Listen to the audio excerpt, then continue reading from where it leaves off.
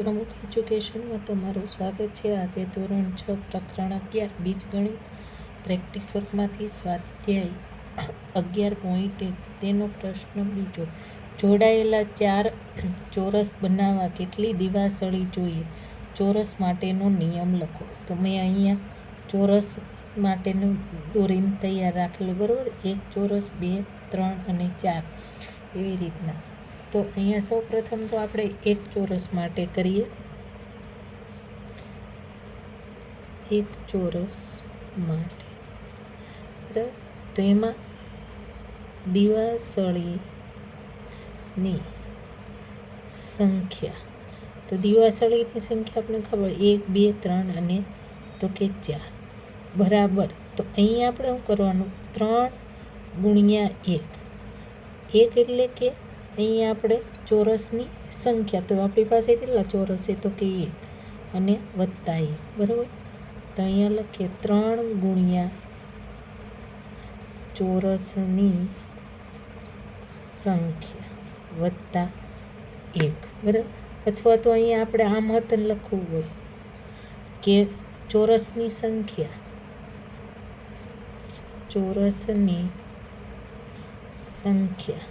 બરાબર આપણે શું લઈએ? તો કે n। તો આમ પણ થાય 3 ગુણ્યા ચોરસની સંખ્યા એટલે કે n વત્તા 1, તો કે 3n વત્તા 1 આવી રીતના પણ એકમાં લખી શકાય, બરાબર। તેવી રીતના આપણે 2 માટે,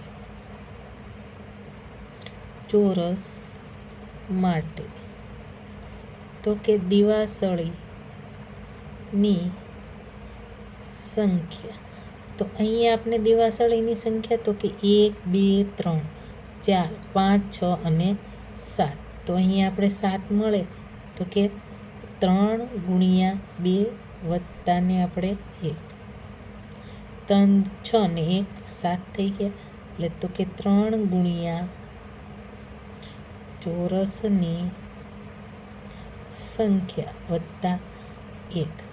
તો અહીંયા આપણે આવી રીતના નિયમ લખી દીધો હોય, ડાયરેક્ટ સીધો હતન કરવો હોય તો કે 3 પછી ચોરસની સંખ્યા તો કે 2 3 દુ 6 અને 1 7, તો પણ આપણે હાલે ને આવી રીતના કરીએ તો પણ ચાલે, બરાબર। હવે 3 ચોરસ માટે દિવાસળીની સંખ્યા બરાબર, તો કે અહીંયા આપણે 1 2 3 4 5 6 7 8 9 અને 10, તો 10 મળે છે તો કે 3 ગુણ્યા આપણે 3 વત્તાને 1 કરીએ, 3 ગુણ્યા ચોરસની સંખ્યા આપણે 3 વત્તા 1, બરાબર। તેવી રીતના 4 ચોરસ માટે તો કે દિવાસળીની સંખ્યા, તો અહીંયા આપણે 1 2 3 4 5 6 7 8 9 10 11 12 અને અહીંયા આપણે કેટલી મળશે? તો કે 13 મળે છે।